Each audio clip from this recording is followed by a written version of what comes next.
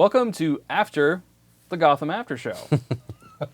I guess. Because, why not? Because they do Talking Dead. So let's do After the After Show.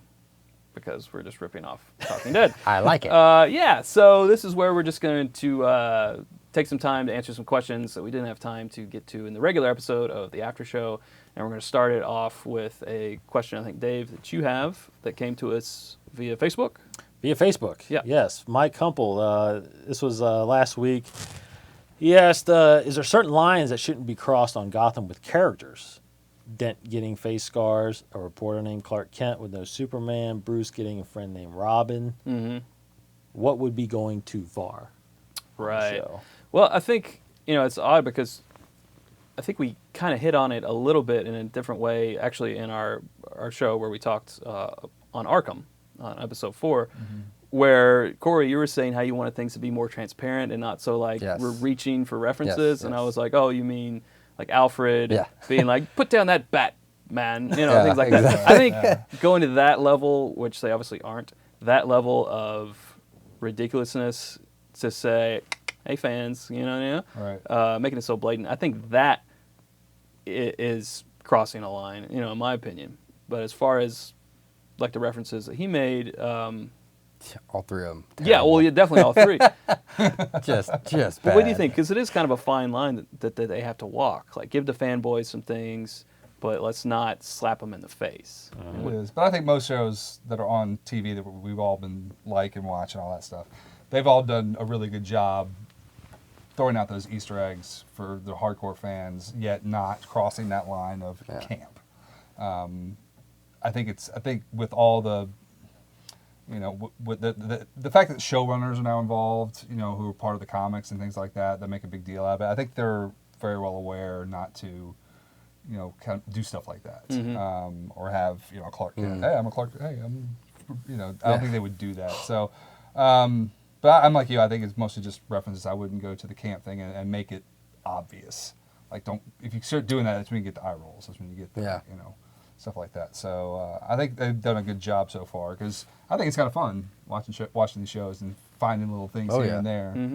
Because my wife and I watch it, and she's actually picked up on stuff on other shows that I never did. She gets the 52 references or whatever from other shows, and so it's a kind of a fun little thing. And I think it's good that they don't make it blatantly obvious. Yeah. What about this? Because Batman basically makes the Joker in the comics. Would you guys say a definitive Joker showing up on the Gotham show would be a line crossed? Yes. Absolutely. Cory? No, I disappeared for a second because I thought maybe there was someone who, because we talked about the Red Hood gang episode or two back, and that would be a good idea. But like a Joker, maybe someone who is a nod to Joker. I mean, not necessarily, big red grin, lips, and green hair, but I don't know, like a clown killer. I don't know. So just killer clown or someone who kills clowns? Someone who kills clowns. A clown killer clown. A killer of clowns. Something creepy like that. An episode like this, last episode. I could maybe be okay with that, but I would just stay. Just stay away. I like the fact that they're doing references. I like the first episode. We have the guy doing stand-up. Well, that one was like the best one. I like that, and that's good. But if they were to say, "Oh, here's and that one was. Chill. All the other ones have been so. I mean, if they even are Joker references or Joker-esque references, they've been so, stretched. That one was like I was up out of my seat, and I was like, yes. Like and not necessarily have to be up out of your seat, but I mean, I get excited when I see them. Like I would say, the Easter egg of the week last week, and this is not even on the show, was in Flash. Was in walking by Grodd's cage. Oh yeah. Just seeing, they didn't even say anything. Just seeing Grodd on it, broken cage.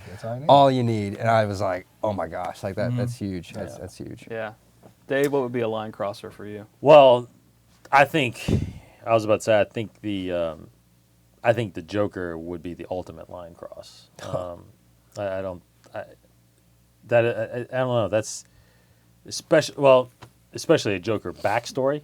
Like I don't want a name. I don't want to know his name. I don't want to. just don't want to see that stuff. I just don't want to know that stuff. Right. That's personal, whether or not they make it good for television, it may come across really good, but I think that's an ultimate line.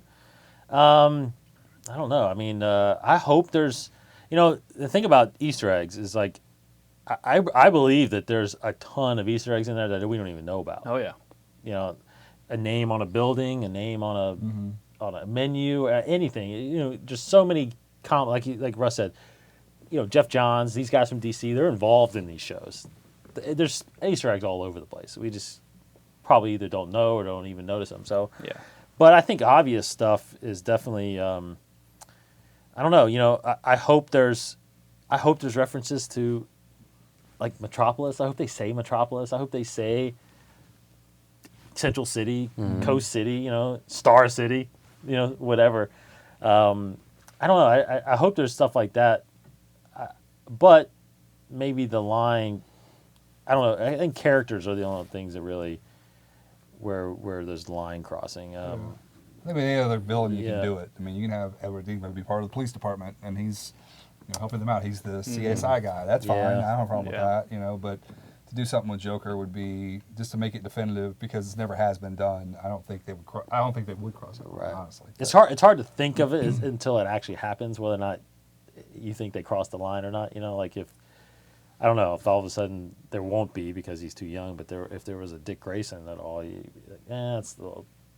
Maybe not now, right? But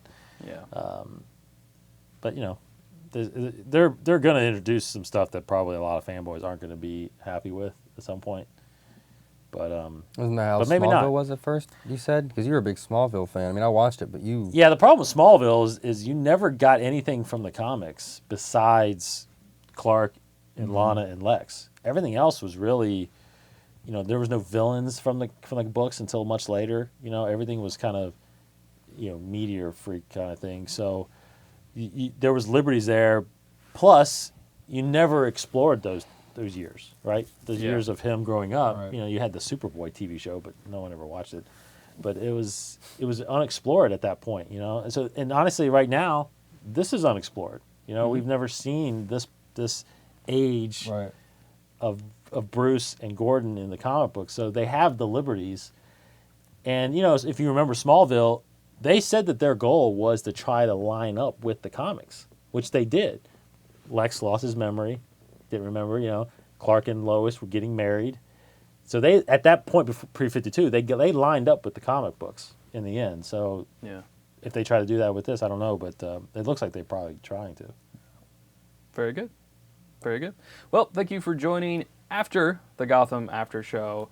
We'll have these on between episodes every so often, answer questions, bring up topics that maybe we didn't have time for in the regular show. So until next time, stay frosty.